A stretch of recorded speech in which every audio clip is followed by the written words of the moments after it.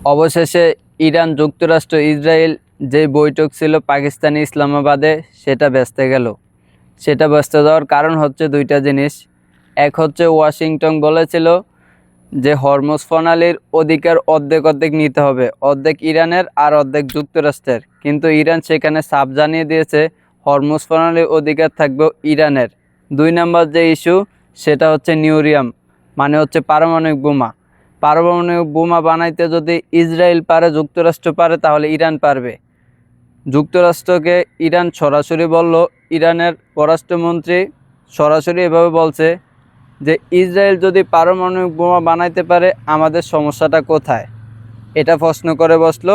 দ্বিতীয়বার ইরান আবার এভাবে বুঝিয়ে বলল যে আমাদের এই অঞ্চলে, মানে ইরানের, যুক্তরাষ্ট্র, ইসরায়েলের ওইদিকে পারমাণবিক শক্তিধর একজনে আছে, সেটা হচ্ছে ইসরায়েল। তো ইসরায়েলকে ইরান কোনোভাবে বিশ্বাস করে না এবং যুক্তরাষ্ট্রকেও কোনোভাবে বিশ্বাস করে না। তাই ইরান, যুক্তরাষ্ট্র যদি পারমাণবিক শক্তিধর রাষ্ট্র হতে পারে তাহলে ইরান কেন পারবে না, এই প্রশ্ন সরে দিল। এই প্রশ্নের জন্যই আর এই হরমুজ প্রণালীর জন্যই এই যে বৈঠক ছিল পাকিস্তানি ইসলামাবাদে সেটা ব্যর্থ হলো। আর ব্যর্থ কেন হবে না?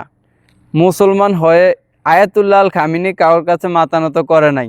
আর ইরানে যাদের বর্তমানে শীর্ষ নেতা হিসেবে আছে তারাও কারোর কাছে মাথা নত করবে না। ইরান স্পষ্টভাবে এটাই জানাইতে প্রস্তুত করলো যে আমরা যুদ্ধের মাঝেও শান্তি চাই।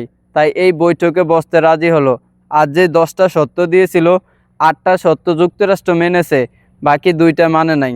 তাই ইসরায়েলের হাত থেকে মধ্যপ্রাচ্যের সকল মুসলিম কান্ট্রিকে রক্ষা করার জন্য ইরান পারমাণবিক অস্ত্র ব্যবহার করবে এবং কি বানাইবে।